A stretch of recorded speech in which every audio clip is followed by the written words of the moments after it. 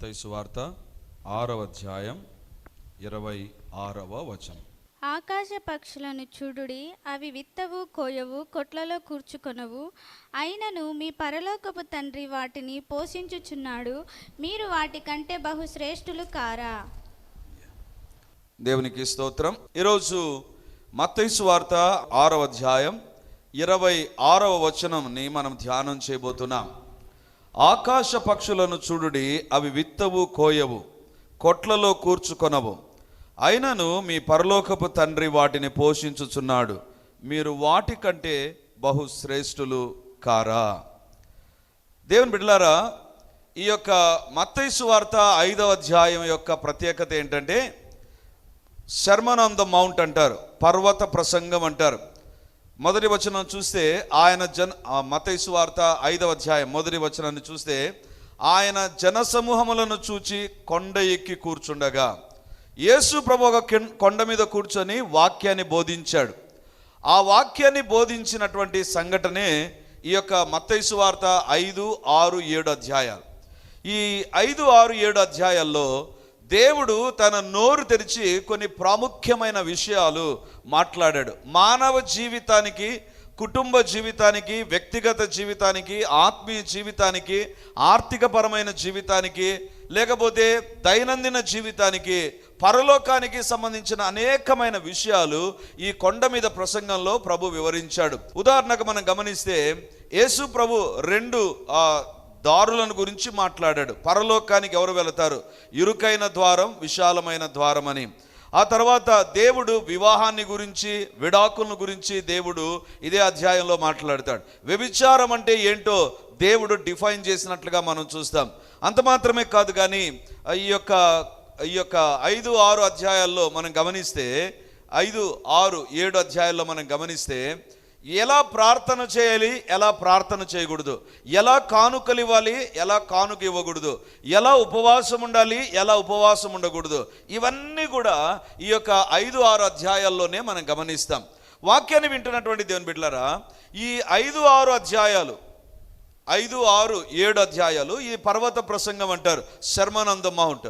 ఈ అధ్యాయాలన్నీ మనం చదివితే ఒకటే అర్థమవుతుంది. నీవు నేను భూలోకంలో ఏ రకంగా జీవించాలనో తెలుస్తుందండి. How we have to live in this world. ఈ లోకంలో నీవు నేను ఎలా జీవించాలి అనేటువంటిది దేవుడు స్పష్టంగా వివరించినట్లుగా మనం చూస్తాం. దేవుని బిడ్డలారా, ఈ యొక్క 6వ అధ్యాయంలో మనం ఇంతవరకు చదువుకున్న ఒక వచనాన్ని, ఈ యొక్క 6వ అధ్యాయంలో 3 సార్లు ప్రభు ఒక మాట మాట్లాడినట్లుగా మనం చూస్తాం. ఒకసారి చూడండి, మత్తయి సువార్త 6వ అధ్యాయం 25వ వచనం చదువుదాం. 25వ వచనం. అందువలన నేను మీతో చెప్పున్నదేమనగా, ఏమి తిందుమో, ఏమి త్రాగుదుమో అని మీ ప్రాణమును గూర్చైనను, ఏమి ధరించుకొందుమో అని మీ దేహమును గూర్చైనను చింతింపకుడి. ఆహారము కంటే ప్రాణమును, వస్త్రము కంటే దేహమును గొప్పవి కావా? 31వ వచనం. కాబట్టి ఏమి తిందుమో, ఏమి త్రాగుదుమో, ఏమి ధరించుకుందుమో అని చింతింపకుడి. అన్యజనులు వీటన్నిటి విషయమై విచారింతురు. 34వ వచనం. రేపటిని గూర్చి చింతింపకుడి. ఈ 3 వచనాలు, 25వ వచనం, 31వ వచనం, 34వ వచనం, ఒకే పదము మాటి మాటికి కనపడుతుంది. ఏంటది? చింతింపకుడి. దేవుని బిడ్డలారా, దేవుడు ఎవరు తెలుసా? చాలా సందర్భాల్లో అత్యున్నత సింహాసనమైన ఆయన ఆసీనుడై ఉంటాడు. ఆయనను ఎవరూ సమీపించలేరు. ఆయన మహాత్మ్యం కలిగిన మహాప్రభువు, ఆయన సర్వోన్నతుడు. ఇవన్నీ మనం వింటూ ఉంటాం. కానీ మన చింతను గురించి కూడా పట్టించుకునే దేవుడు అండి. చాలా సందర్భాల్లో మనం మర్చిపోతుంటాం. He is a very great and incomparable god. ఎవరితో పోల్చలేనటువంటి గొప్ప దేవుడు ఆయన. కానీ మన జీవితాల్లో చింత అనేటువంటిది ఉంటుంది చూసారా? ఒంటరిగా కూర్చొని మనం చింతిస్తూ ఉంటాం, లేకపోతే కుటుంబంతో కలిసి చింతిస్తూ ఉంటాం, లేకపోతే బంధువులతో కలిసి కొన్ని సందర్భాల్లో చింతిస్తూ ఉంటాం, కొన్ని సందర్భాల్లో దేశమంతా కలిసి చింతిస్తూ ఉంటుంది. ఆ చింత అనేటువంటిది మనిషి తాను ఫేస్ చేసేటువంటిది. ఎవరు కూడా దాన్ని షేర్ చేయాలనుకునేటువంటి దినాల్లో మనం లేము. కానీ దేవుడు అంటున్నాడు, మీరు చింతింపకుడి. 25వ వచనంలో, 31వ వచనంలో, 34వ వచనంలో నాకు అనిపించింది మన జీవితాలలో దేవుడు కోరుకునేటువంటిది ఏంటి తెలుసా? మనము చింతించకూడదు. అరే ప్రభా, మాకు చింతలు ఉంటాయి, భూలోకంలో ఉన్నాం కాబట్టి, పరలోకంలో లేము, మేము భూలోకంలోనే ఉన్నాం కాబట్టి ఖచ్చితంగా మాకు చింత ఉంటుంది, ఖచ్చితంగా మాకు దిగులు ఉంటుంది, ఖచ్చితంగా ఎలా ఏంటి ఏమైపోతుంది అనేటువంటి ఆలోచనలు మాకుంటాయి. ప్రభువా, మేము చింతించకుండా ఏ రకంగా ఉండగలం? దేవుని బిడ్డలారా, ఈరోజు సందేశం యొక్క అంశం ఏంటంటే స్క్రీన్ పైన మీకు వస్తుంది. ఈ దినపు సందేశము ప్రతి ఒక్కరికి అవసరమైనటువంటి సందేశం, ప్రతి కుటుంబానికి అవసరమైన సందేశం, ప్రతి జీవితానికి అవసరమైన సందేశం. ఏంటిది? చింతించక దీవించబడాలనా? ఒక వ్యక్తి జీవితాల్లో చింత ఉంటుంది కదా, నెల అయిపోతుండగానే చింత ప్రారంభమవుతుంది. ఏ రకంగా నెక్స్ట్ మంత్ మనం ఫేస్ చేయాలి? క్రైస్తవులకు డిసెంబర్ నెల వచ్చిందంటే రైళ్లు పరిగెత్తాయి గుండెల్లో కదా, రైళ్లు కాదు ఇంకా ఎన్ని రైళ్ళైనా పరిగెత్తాయి. ఎందుకు తెలుసా? కుటుంబం అంతటికి వస్త్రాలు, కుటుంబం అంతటికి భోజనాలు, ఇవన్నీ చూసినప్పుడు మిగిలిన నెల కంటే ఎక్కువైనటువంటిదిగా కనబడుతూ ఉంటుంది. ఖచ్చితంగా ప్రతి ఒక్కరికి ఒక చింత ఉంటుందండి, ప్రతి ఒక్కరికి ఒక చింత ఉంటుంది. దేవుని బిడ్డలారా, ఈరోజు దేవుని యొక్క వాక్యం నుంచి చింతించగా దీవించబడాలంటే ఏం చేయాలి? చింత అనేటువంటిది ఉంటుంది, ప్రతి ఒక్కరికి ఉంటుందండి, ప్రతి ఒక్కరికి ఉంటుంది. ఎవరితో మాట్లాడుతున్నాడు తెలుసా? ఈ మాటలు ఎవరితో మాట్లాడుతున్నాడు? నేను చెప్పాను 5, 6, 7 అధ్యాయాలు అంతా కలిసి ఒకే మెసేజ్, కానీ మన కోసం వాటిని డివైడ్ చేశారు అంతే. యేసు ప్రభు పర్వతం మీద మాట్లాడుతున్నప్పుడు ఎవరితో మాట్లాడాడండి? 5వ అధ్యాయం 1వ వచనం చూడండి. 5వ అధ్యాయం 1వ వచనం. ఆయన జనసమూహములను చూచి కొండ ఎక్కి కూర్చుండగా, ఆయన జనసమూహాలను చూచి, ఎవరు జనసమూహాలు?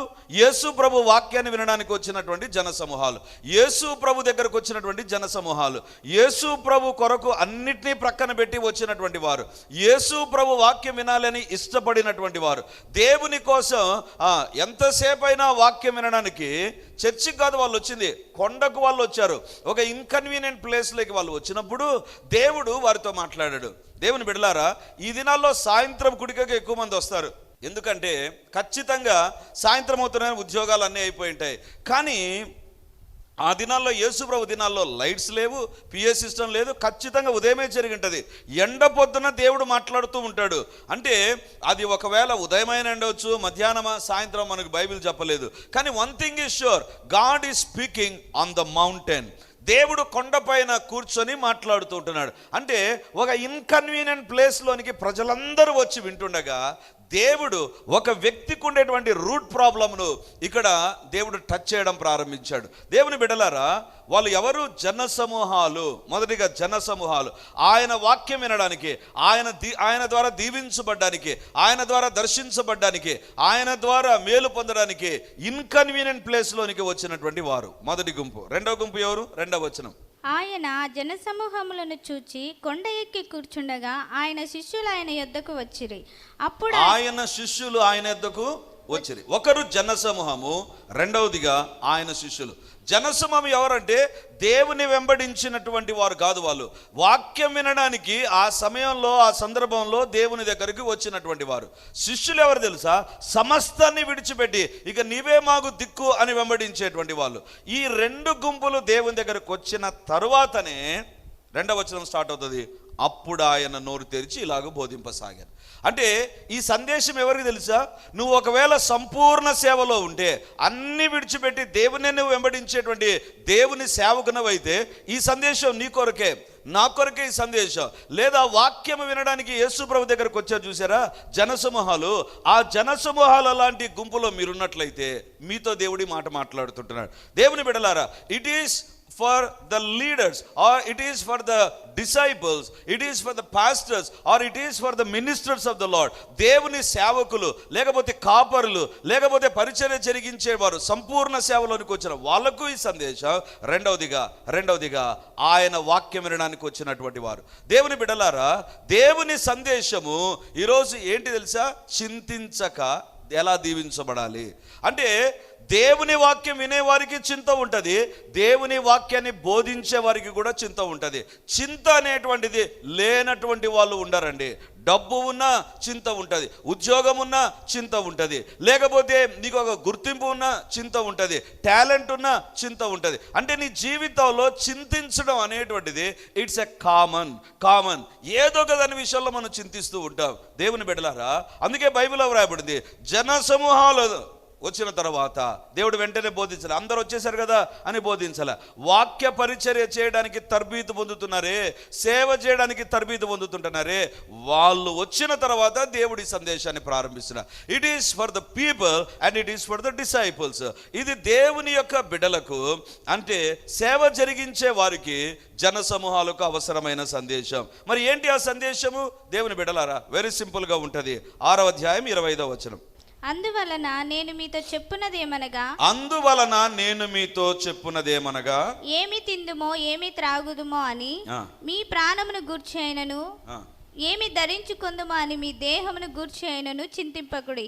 ఆహారము కంటే ప్రాణమును, వస్త్రము కంటే దేహమును గొప్పవి కావా? చాలు. ఇక్కడ దేవుడు అంటున్నాడు, అందువలన నేను మీతో చెప్పున్నదేమనగా. అంటే దేవుడు చింతించేటువంటి ప్రజలతో, చింతించేటువంటి వ్యక్తులతో దేవుడు మాట్లాడుతూ ఏమంటున్నాడంటే, దేవునిచ్చేటువంటి సందేశం, చింతను జయించడం ఎట్లా. నీ జీవితంలో ఏదో ఒక దాని గురించి చింతిస్తూ ఉంటావు. నీ ఆరోగ్యమో, నీ కుటుంబ పరిస్థితుల్లో, పిల్లలో, ఉద్యోగమో, వ్యాపారమో, లేకపోతే ఏదో ఒకటి, ఒక చింత నీ జీవితంలో ఉంటుంది. ఆ చింతను బదులుగా దీవెనలు కలగాలి అంటే ఏం చేయాలి? దేవుడు ఒక ఫార్ములా ఇచ్చాడు. అదే ఈరోజు మనం ధ్యానం చేయబోతున్నాం. 6వ అధ్యాయము 26వ వచనం. ఆకాశ పక్షులను చూడుడి, అవి విత్తవు, కోయవు, కొట్లలో కూర్చుకొనవు, అయినను మీ పరలోకపు తండ్రి వాటిని పోషించుచున్నాడు. మీరు వాటి కంటే బహుశ్రేష్ఠులు కారా? అయినను మీ పరలోకపు తండ్రి. చింతించకుండా నీ జీవితంలో దీవించబడాలి అంటే నీవు నేను చేయవలసిన మొట్టమొదటి పని ఏంటి తెలుసా? Know your God. నీ దేవుడు ఎవరో నువ్వు తెలుసుకో. ప్రతి ఒక్కరి జీవితంలో చింత ఉంటుంది, ప్రతి కుటుంబంలో ఏదో ఒక చింత ఉంటుంది. అందుకే ఒక సామెత ఉంది కదా, పొయ్యి లేని ఇండ్లు ఉండదు. ఏదో ఒక పొయ్యి, అది గ్యాస్ స్టవ్, కిరసనాయిల్దో, లేకపోతే పాతకాలంలో ఈ యొక్క ఏమంటారు పొట్టుతో చేసిన పొయ్యిలో ఏదో ఒక పొయ్యి ఉంటుంది. పొయ్యి లేని ఇండ్లు మాత్రం ఉండనే ఉండదు. అది రెడీమేడ్, లేకపోతే కట్టించుకున్నటువంటిదా, లేదా డిటాచబులా, వాట్ ఎవర్ ఇట్ ఈస్, పొయ్యి మాత్రం కంపల్సరీగా ఉంటుంది. చింత లేని ఇల్లు కూడా ఉండదు, చింత లేని వ్యక్తి కూడా ఉండడు, చింతించని ఆ దైవ సేవకుడు కూడా ఉండడు. అందుకే దేవుడు అంటున్నాడు, before you know the answer, నీకు నీ జీవితంలో ఎలా చింతించకుండా ఉండాలి అని తెలుసుకోవాలి అని ఆశ ఉంది కదా. చింతకు బదులుగా నువ్వు దీవించబడాలి అంటే, నువ్వు చింతించకుండా దీవించబడాలి అంటే, చింతించకుండా నువ్వు ఆశీర్వదించబడాలి అంటే చేయవలసిన పని ఏంటి తెలుసా? ఆకాశ పక్షులను చూడుడి. 6:26, మత్తయి 6:26. ఆకాశ పక్షులను చూడుడి, అవి విత్తవు, కోయవు, కొట్లలో కూర్చుకొనవు, అయినను మీ పరలోకపు తండ్రి వాటిని పోషించున్నాడు. ఇందాక 25వ వచనంలో చింతన గురించి మాట్లాడు. 26వ వచనంకి వస్తుంది కానీ దేవుడు అంటున్నాడు, అయినను మీ పరలోకపు తండ్రి.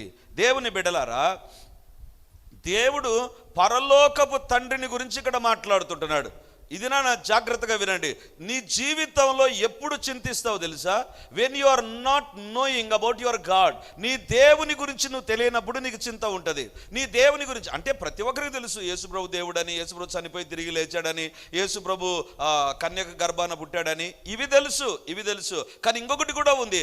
నీ చింతలో నువ్వు తెలుసుకోవాల్సింది ఏంటంటే, నీకు ఒక పరలోకపు తండ్రి ఉన్నాడు. తండ్రికి ఉండేటువంటి ప్రాథమికమైన లక్షణం ఏంటంటే, చింతించకుండా చేస్తాడు, అవసరతలు తీరుస్తాడు. అంతే కదా. పిల్లలు వాళ్ళు అడగకముందే తండ్రి మైండ్లో ఒక ప్లాన్ ఉంటుంది. ఏం చేయాలి, వీళ్ళకు ఏం చేయాలి. ఒకవేళ తల్లులు అనుకోవచ్చు, మాకేం ఉండదా? మీకు కూడా ఉంటుంది, కానీ ఇక్కడ ఉంది కాబట్టి అది చెప్తుంటున్నా. దేవుని యొక్క వాక్యంలో ఇక్కడ దేవుడు అంటున్నాడు, చింతించకుడి. మరి చింతించకుండా ఏం చేయాలి ప్రభువా? 3 సార్లు చింతన గురించి మాట్లాడావే. చింతించకుడి. మరి చింతించకుండా ఏ రకంగా ఉండాలి? మాకు 1,00,000 వరీస్ ఉంటాయి, ఎన్నో. కొంతమంది ఏ రకంగా ఉంటారు తెలుసా? వాళ్ళ చింతలే కాకుండా వేరే వాళ్ళ చింతలు కూడా వాళ్ళపైన వేసుకుంటారు.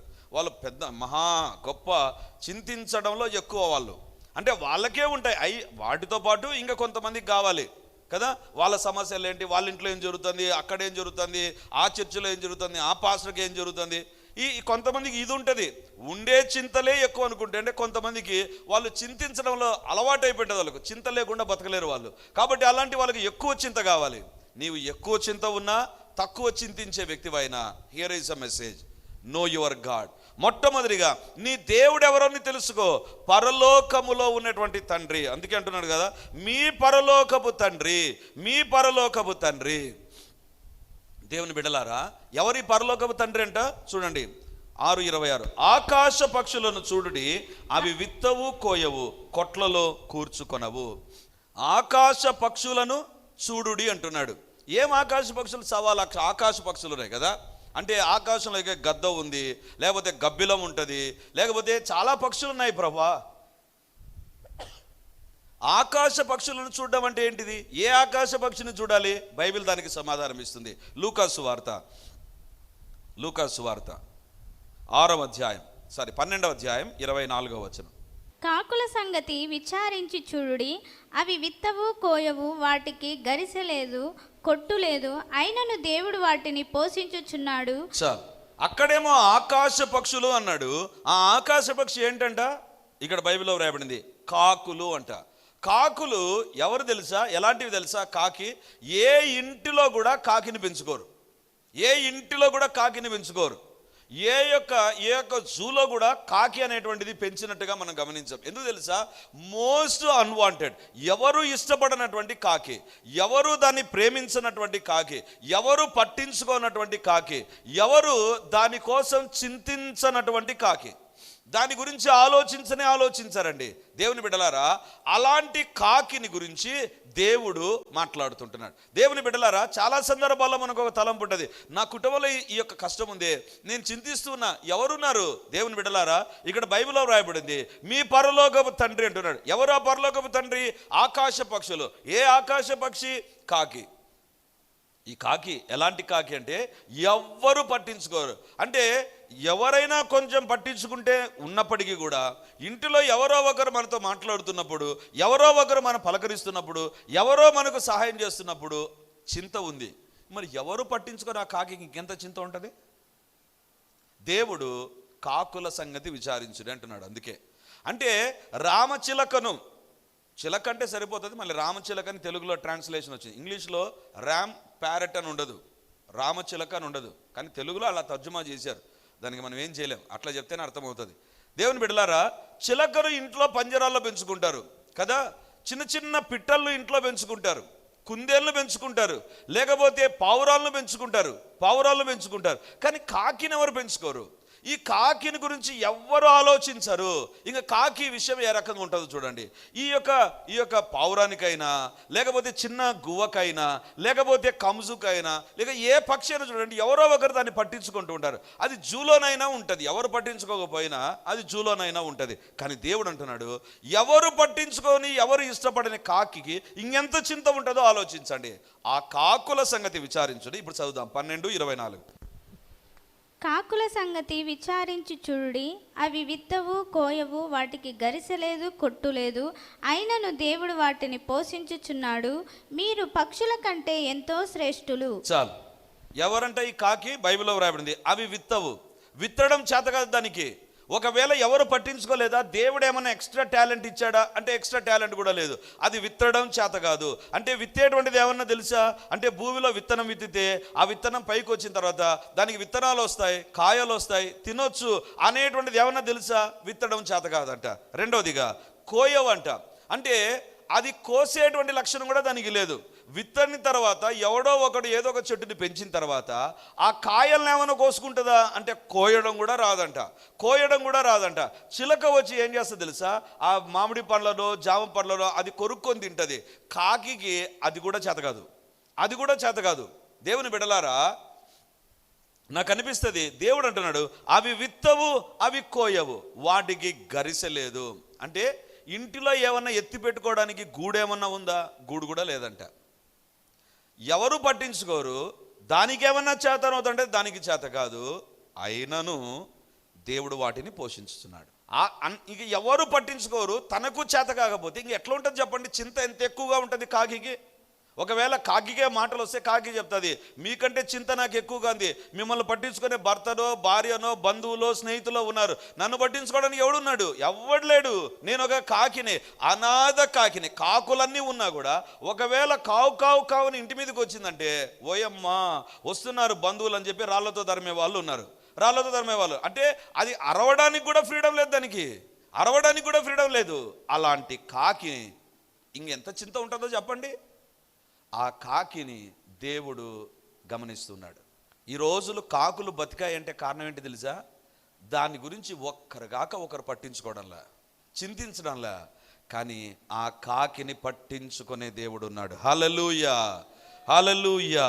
దేవుని బిడ్డలారా, దేవుడు అందుకే అంటున్నాడు, కాకుల సంగతి విచారించండి. పరలోకంలో ఉండేటువంటి నేను కాకిని గురించి ఆలోచన చేస్తూ కాకికి ఉండే చింతనంతటిని తీస్తూ కాకులు నేను పట్టించుకుంటున్నానే. నా వాక్యం వినడానికి వచ్చిన మీరు, నా సేవ జరిగించే మిమ్మల్ని నేను వదిలిపెడతానా? దేవుని బిడ్డలారా, దేవుడు అందుకే అంటున్నాడు, నో యువర్ గాడ్. నీ దేవుడు ఎవరో నువ్వు తెలుసుకో. ఆయన కాకులను పట్టించుకునేటువంటి దేవుడు. ఆయన కాకికి చేత కాదు, ఏది చేత కాదు కాకికి. ఇంకొక మాటలో చెప్పాలంటే వేస్ట్ కాకేది, అంటే వేస్ట్ పదార్థాలు తీసుకుపోయేటువంటి ఒక వేస్ట్ కాకి. ఇంతవరకు నేను ఎక్కడ కూడా కాకులను తింటారనేది కూడా నేను వినలేదు. ఒకవేళ సబ్జెక్ట్ కరెక్షన్ ఎక్కడైనా తింటూ ఉంటే, ఏం లేకపోతే తింటారేమో, ఎందుకంటే అది తినే పదార్థాలు కూడా మంచిగా ఉండవు. కానీ దేవుడు ఆ కాకి వంశాన్ని ఇప్పటికి నిలబెట్టాడు.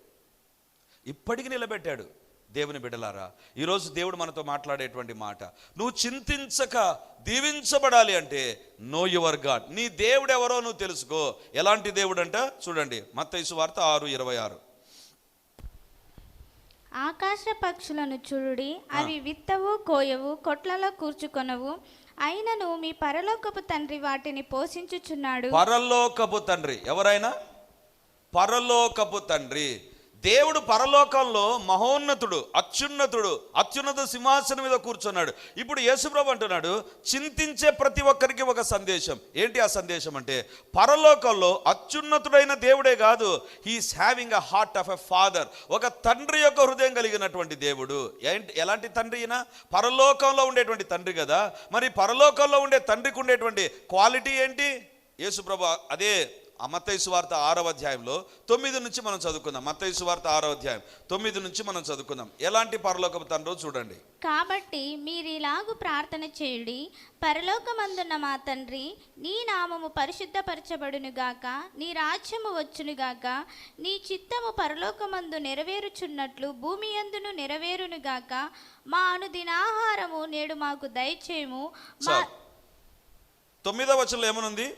పరలోకమందున్న మా తండ్రి, పరలోకమందున్న మా తండ్రి.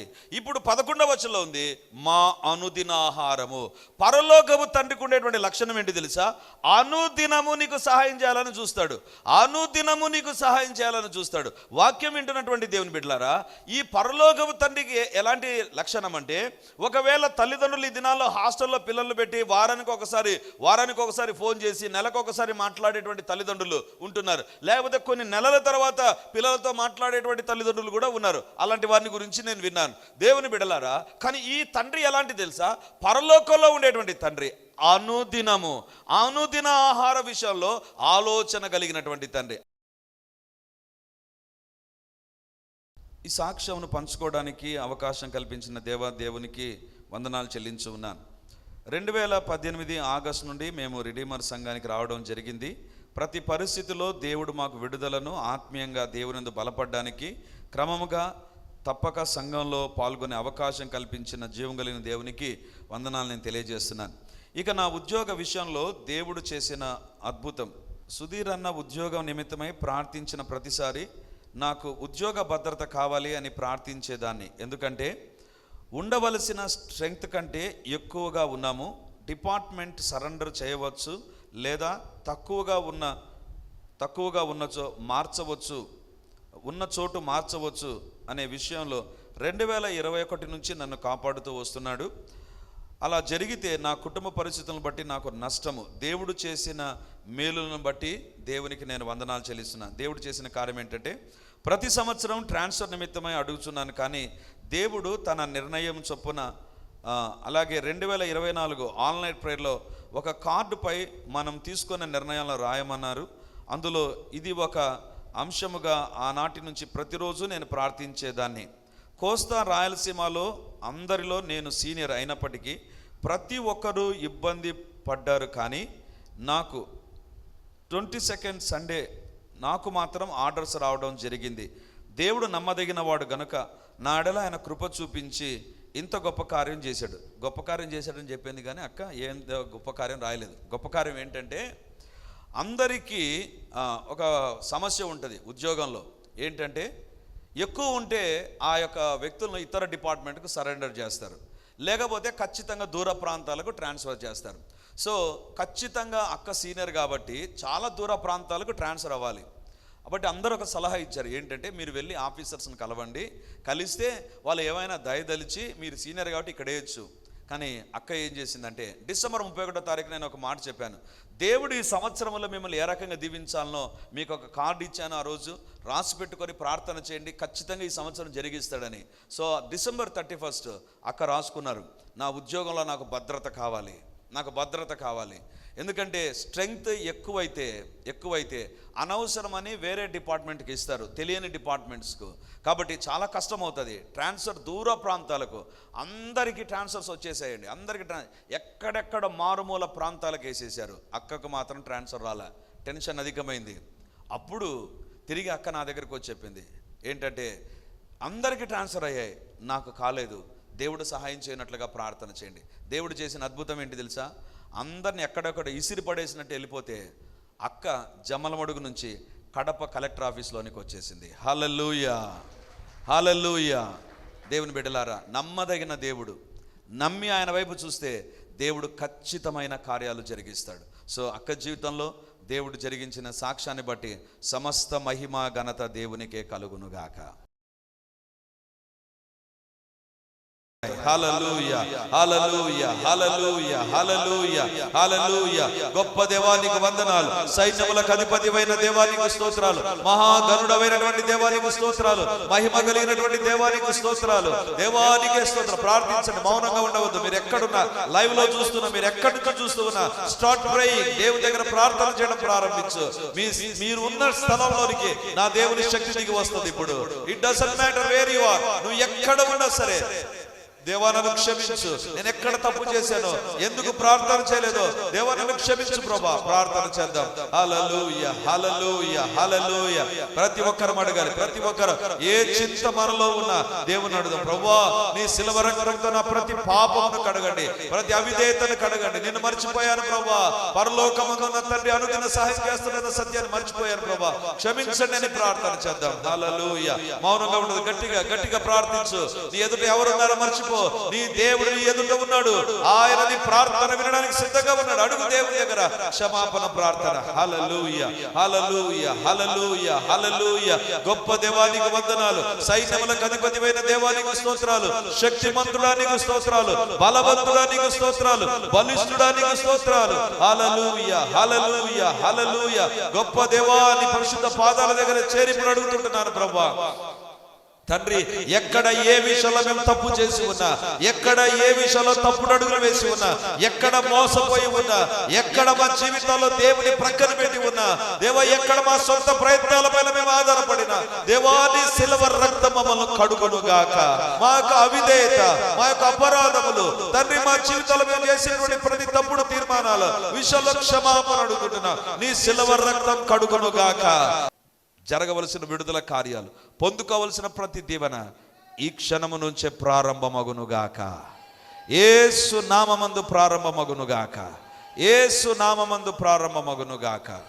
మీకే వందనాలు, స్తుతులు, స్తోత్రాలు చెల్లిస్తూ మమ్మల్ని మేము తగ్గించుకుంటూ మీ నామాన్ని హెచ్చిస్తూ యేసయ్య నామమందు ప్రార్థించి అడిగి పొంది ఉంటున్నాము తండ్రి. Amen, amen. విమోచన గడి అనే టీవీ కార్యక్రమాన్ని వీక్షిస్తున్న మీరు ప్రతి ఉదయ సాయంత్రాల్లో దైవ వాక్యము ద్వారా, ప్రార్థనల ద్వారా దీవించబడుతున్నారని నేను దృఢంగా నమ్ముతున్నాను. అంతేకాక మీరు తెలుపుతున్నటువంటి మీ సాక్ష్యాలు, మీరు అందిస్తున్నటువంటి మీ యొక్క ఫీడ్బ్యాక్ని బట్టి దేవునికి నేను స్తుతులు, స్తోత్రాలు చెల్లిస్తుంటున్నాను. గత సంవత్సర కాలంలో రెండంచుల ఖడ్గం అనేటువంటి పుస్తకాన్ని మేము విడుదల చేయడానికి ప్రభు కృపనిచ్చాడు. ఈ రెండంచుల ఖడ్గం పుస్తకము వెళ్ళినటువంటి ప్రతి కుటుంబానికి దీవెనకరంగా ఉంటూ దేవుని సాధనమై వాడబడి ఉండగా దేవునికి నేను స్తోత్రాలు చెల్లిస్తుంటున్నాను. 1 సంవత్సర కాలంలోనే మొదటి ముద్రణ సంపూర్తిగా ప్రజలు పొందగలిగి వేలాది కుటుంబాలలో ఈ పుస్తకము దేవుని సాధనంగా వాడబడింది. దేవుని బిడ్డలారా, రెండవ ముద్రణతో ఈ రెండంచుల ఖడ్గం పుస్తకం గత దినాల్లో విడుదల చేయడానికి ప్రభు కృపనిచ్చాడు. ఈ రెండంచుల ఖడ్గ పుస్తకం యొక్క ఉద్దేశం ఏంటంటే, ఎవరైతే దీనిని ఉపయోగిస్తారో దేవుడు వారి జీవితాల్లో ఉపకారాలు చేయబోతున్నాడు. దేవుని బిడ్డలారా, ఈ పుస్తకాన్ని చదవడం ద్వారా మీరు 3 ఆశీర్వాదాలు పొందగలరని తెలియజేస్తుంటున్నాను. నెంబర్ 1, ఈ యొక్క పుస్తకాన్ని ప్రతిరోజు ఉపయోగించడం ద్వారా మీరు అత్యధికమైన ప్రార్థనలో గడపడానికి ఈ పుస్తకం మీకు సహాయపడుతుంది. రెండవదిగా, ఈ పుస్తకాన్ని మీరు ఉపయోగించడం ద్వారా వాక్యాన్ని మీరు కంఠపాఠం చేయడానికి ప్రభు సహాయం చేస్తాడు. మూడవదిగా, మీ జీవితంలో దేవుని మహిమను చూచే భాగ్యాన్ని ఈ పుస్తకము ద్వారా నజరేయుడైన యేసయ్య మీకు దయచేయబోతుంటున్నాడు. ప్రతి ఒక్కరికి, ప్రతి కుటుంబానికి దీవెనకరంగా ఉండేటువంటి ఈ పుస్తకాన్ని పోస్టేజ్ ద్వారా మీరు పొందడానికి 75 రూపాయలు మీరు పంపించినట్లయితే ఎయిదర్ ఫోన్పే ద్వారానైనా, ఎంఓ ద్వారానైనా, లేదా ఆన్లైన్ ద్వారానైనా మీరు పంపించగలిగితే ఈ పుస్తకాన్ని మేము మీకు అందించగలం. ఒక్కొక్క పుస్తకం పోస్ట్ ద్వారా పొందడానికి 75 రూపాయలు చెల్లించి మీరు ఈ పుస్తకాన్ని పొంది ఈ పుస్తకాన్ని ఉపయోగించి దేవుని దీవెనలు మీరు పొందాలని కోరుతుంటున్నాను.